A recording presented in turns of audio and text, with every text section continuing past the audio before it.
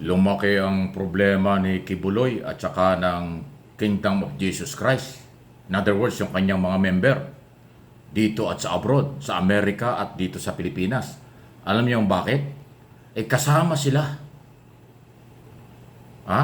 Kasama sila sa iimbestigahan ng pulis at ng NBI tungkol sa fake video na inilabas ng mga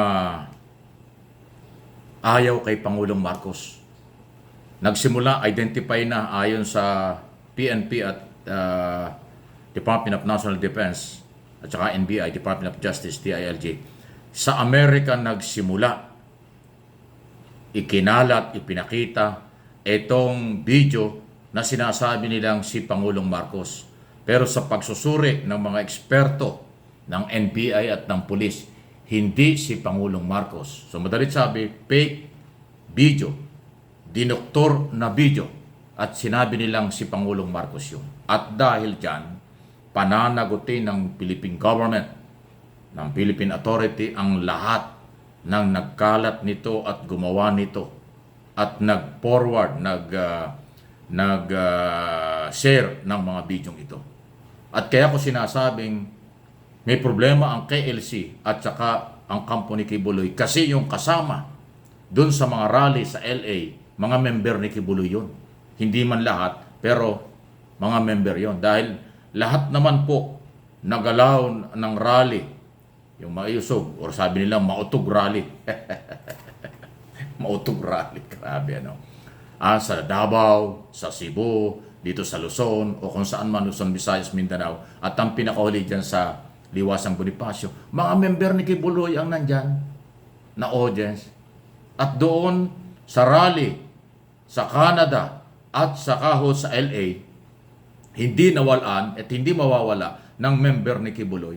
Kasi yung mga member ni Kibuloy, laging sumasali yan dahil ang kanilang paniniwala, hinaharas si Kibuloy ng gobyerno dahil may mga kaso sa korte, sexual harassment, qualified human trafficking sa RTC, Regional Trial Court ng Pasig. So kaya sila sumasali, yun ang interest na pabagsakin ng gobyerno. Sinisipon tuloy ako sa inyo. Akala nila pag nawala ang gobyerno, mawawala yung kaso. Hindi naman po ganun. Ang gobyerno hindi mawawala. Kahit na sino ang presidente, pag ang kaso ay nasa korte, hindi makikialam ang presidente dyan. Lalo ng style ni Pangulong Marcos, hindi nakikialam ang kanyang rule of law, di ba? So, balikan natin. Kaya may problema sila. Identify at ina-identify pa yung iba ng NBI at ng PNP kung sino ang mga nagkalat, nag-share, nag-forward ng video ito. At yung mga audience, yung mga nandun sa rally, sa Canada at saka sa LA, lalo na sa LA, California, kung saan nandun nandun yata si Maharlika, si Harry Roque at saka si Atty. Chong, dalawang abogado, officer of the court, tapos silang gano'n. Ayan.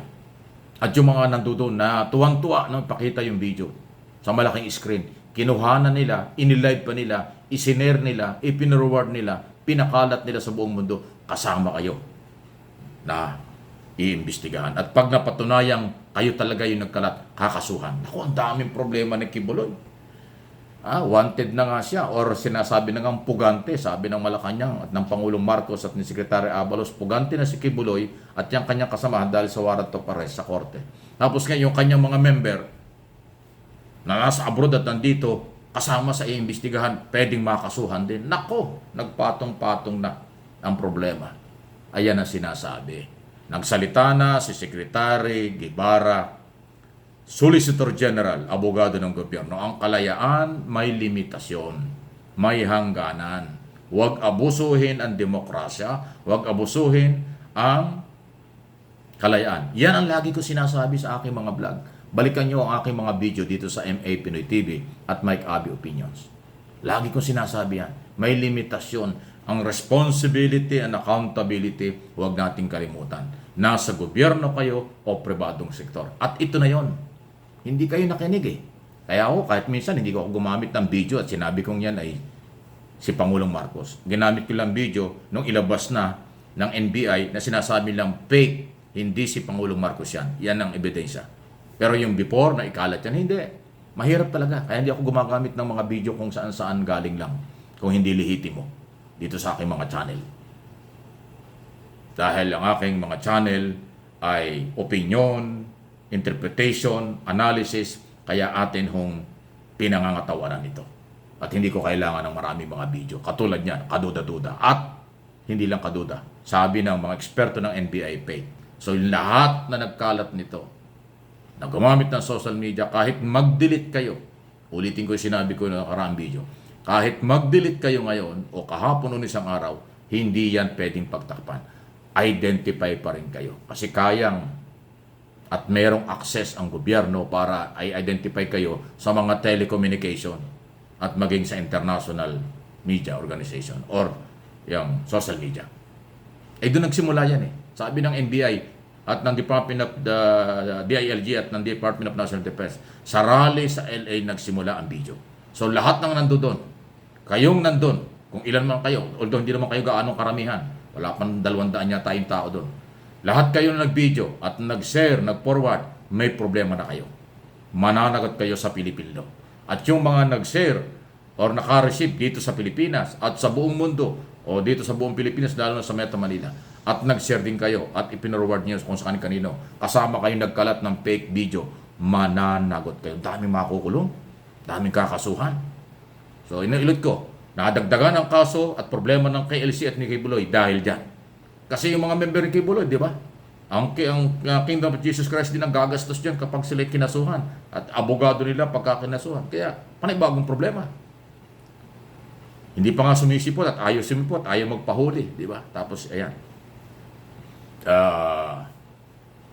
May dagdag na problema. At hindi iisa, marami yan. Ako naniniwala, lahat ng merong cellphone, lahat ng merong communication na mga member ni Kibuloy dito sa abroad, sigurado involved yung mga yan sa pagkakalat. Kasi gustong-gusto nilang ganyan. Sinisira ang gobyerno, di ba? Kasali nga sila sa mga rally. Ang kailangan panawagan, BBM resign. BBM bangag. BBM ganun ko. Kasama sila ron. Galit na galit sa gobyerno. Hindi nga sila naniniwala sa gobyerno ito eh. Kaya ang aking analysis at opinion, lahat ng merong social media na mga member ni Kibuloy, malamang kasama sila sa iimbestigahan dahil nag-share ng mga video niya. Lalo na yung SMNI. Tuwan-tuwa sila, di ba, sa nangyari niyan? Pati yung kailang mga vlogger. Pati yung kailang mga... kasi yung SMNI, hindi naman ho TV, radyo yan eh. Social media lang yan. Katulad nito, ano po yan eh, social media platform din sila. Wala na sila sa TV at radyo. Kasama sila sa nagpakita niya. Oh, dagdag na problema. Kayo kasi ang gumagawa ng problema. Kaya hindi gobyerno ang gumagawa ng problema sa inyo. Ang gobyerno susunod lang sa batas at papapatupad ng batas. Yan ang paulit-ulit na sinasabi ni Abalos at saka ni Secretary tawag dito, Gibo Chodoro. Parehong abogado yung dalawang yan. Si Remulla may problema lang sa kalusugan kaya hindi nagsasalita. Pero may instruction niya sa kanyang mga kasama. Kaya ngayon kanyang mga undersecretary nag-a-attend sa mga meeting kasi mga abogado yung taga-DOJ. Alam nila.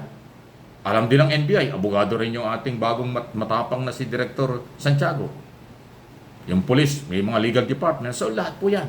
So hindi kasalanan ng gobyerno kung kayo makasuhan. Kasalanan nyo, kaya kayo kakasuhan. Kasalanan nyo, kaya may problema kayo. Kaya inuulit ko, nadagdagan ang problema ng KLC at mga member ni Kibuloy dahil dito sa isyong ito. Sakay kasi ng kasakay kayo eh. Akala nyo, yan na yan, ay fake news pala, fake video pala. Mayroon talagang accountability kayo. Hindi lang sila. Yung mga hindi member, non-member ni Kibuloy, o yung mga DDS, o anti-Marcos, galit sa Marcos na gumamit nito, kasama kayo. Hahabulin kayo ng batas.